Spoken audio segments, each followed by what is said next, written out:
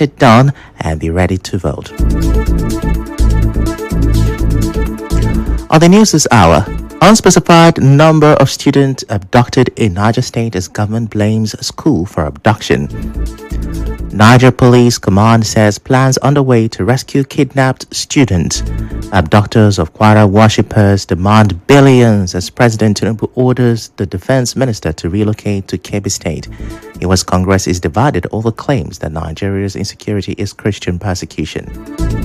I'm Ifechukwu Muonyili with the news.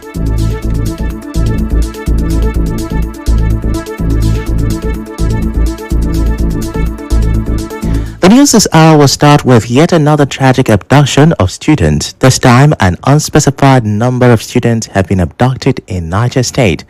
The Niger State Police Command has confirmed the abduction, which took place at St. Mary's Private Secondary School in Papiri, Awara local government area of the state. The Niger State government is condemning the abduction of pupils from St. Mary's School in Papiri, calling the incident deeply saddening and avoidable. It says the exact number of abducted pupils is still unclear as security agencies continue assessment and gather verified information.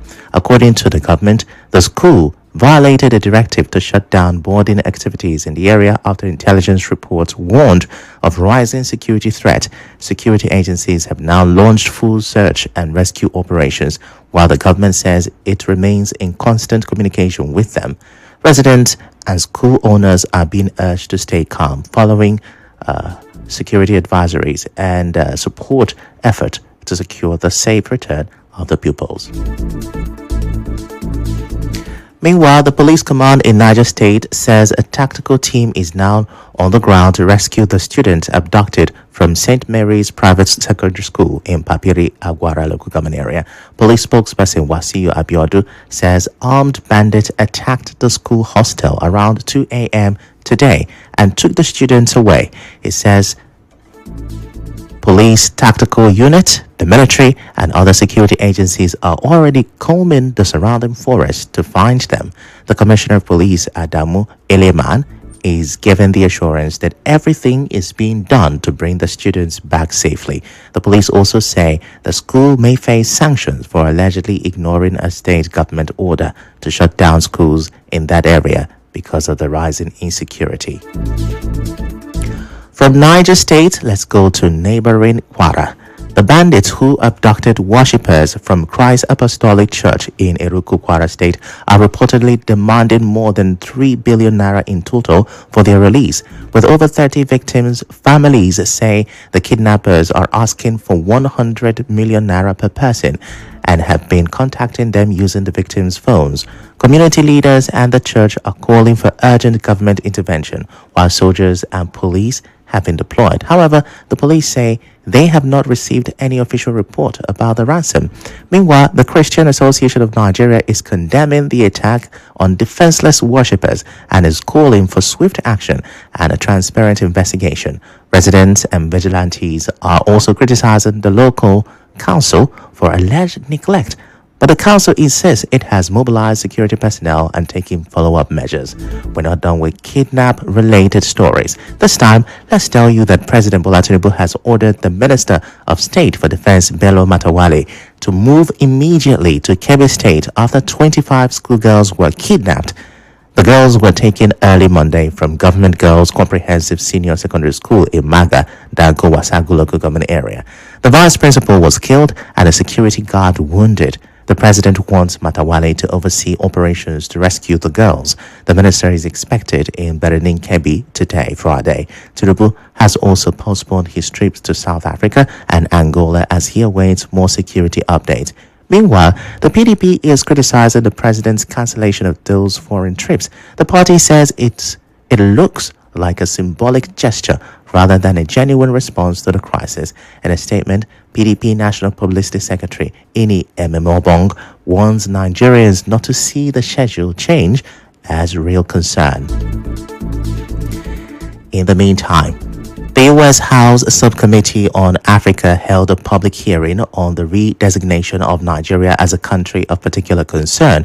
This comes after Trump returned Nigeria to the CPC list, accusing the country of persecuting Christians and suggesting military options are on the table. U.S. Congressman Bill Huizenga accused the Tinubu administration of not doing enough to address insecurity and says Nigeria's delegation is downplaying the situation.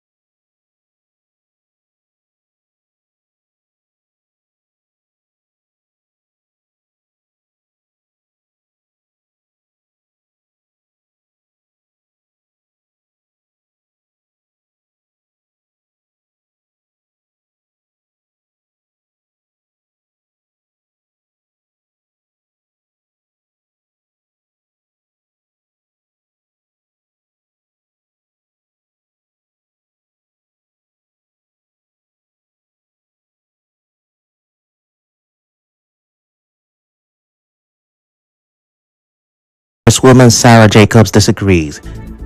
She says Trump's threat of military action is reckless and that it's wrong to blame Nigeria's violence solely on religion since both Christians and Muslims are affected. She's calling on the Nigerian government to do more to protect its people.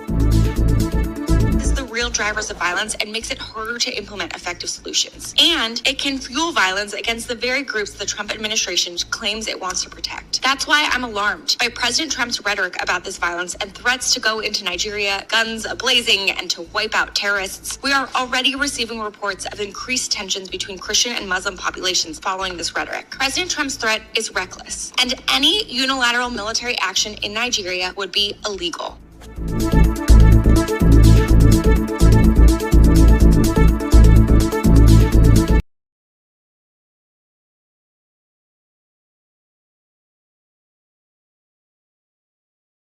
While a survivor of the Yelwata attack in Benue State, Surshima Ape has told the U.S. Congress how she watched armed men kill her 5 children during the June 2025 assault. Ape testified before the House Subcommittee on Africa, which is reviewing President Donald Trump's decision to return Nigeria to the countries of particular concern list. She recounted how attackers stormed the camp at night, slaughtered displaced families, set buildings ablaze, and forced her to hide in a tree before escaping into the bush. Now, the attack in Guma local government area left more than 100 people dead and displaced over 3,000 others. Away from security concerns, IPOB leader Nnamdi Kanu has been sentenced to life imprisonment by the Federal High Court in Abuja for terrorism. Justice James Omotosho gave him life terms for count 1, 4, 5, and 6 instead of the death penalty, and 20 and 5-year terms for count 7, all running at the same time. The court also ordered that Kanu be kept in protective custody outside Kuje prison and that his radio transmitter be confiscated. I've listened to the allocutors made by the member of House of Representatives representing the constituency of the convict. I'm not really persuaded, but I must temper justice with mercy. Our Lord himself is merciful, no matter what we do. Consequently, and in the interest of justice, I hereby sentence the convicts to life imprisonment for the said counts 1, 4, 5, and 6 instead of death sentence. Life is sacred to God.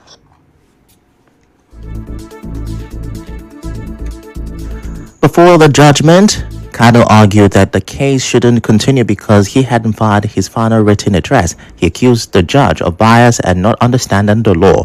The judge later sent him out of the courtroom for unruly behavior. Kanu was first arrested in October 2015, jumped bail in 2017 after a raid on his home, and resurfaced 2 years later when the government announced he had been rearrested. His lawyers say he was detained in Kenya and forcibly returned.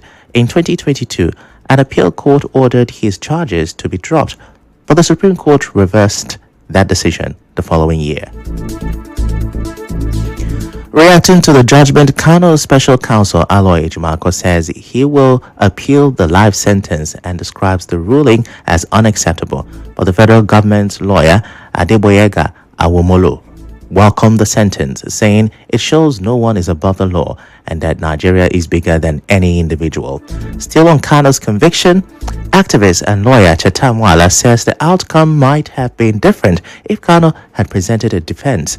Remember, in October, Kano abandoned his plan to call witnesses, fired his lawyers, and chose to represent himself. He also refused the court's attempt to appoint a lawyer for him. Speaking to a correspondent, Wala says presenting a defense would have given him a chance to challenge the allegations.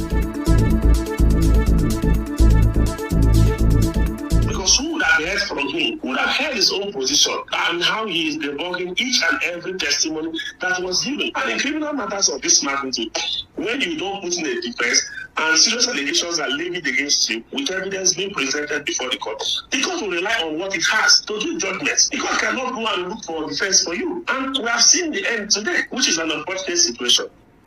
He also warned about the security implications of the judgment in the southeast and wants the government to deploy enough security personnel to prevent tension.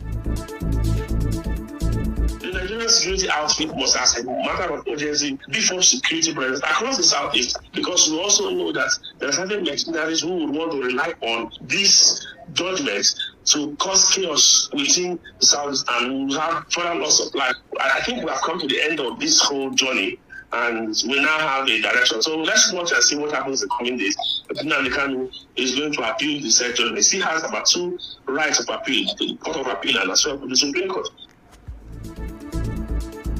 Former Senate Minority Leader Senator Inaya Abaribe is also reacting. He says he is disappointed but not surprised by the life sentence. In a statement from his media advisor, Abaribe says the outcome seemed predetermined, especially since the federal government refused to grant Kano amnesty. He adds that the Igbo nation now has no choice but to rely on President Tinubu for what happens next.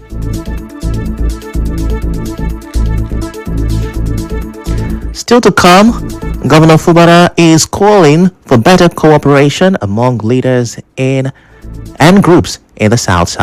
Do stay with us.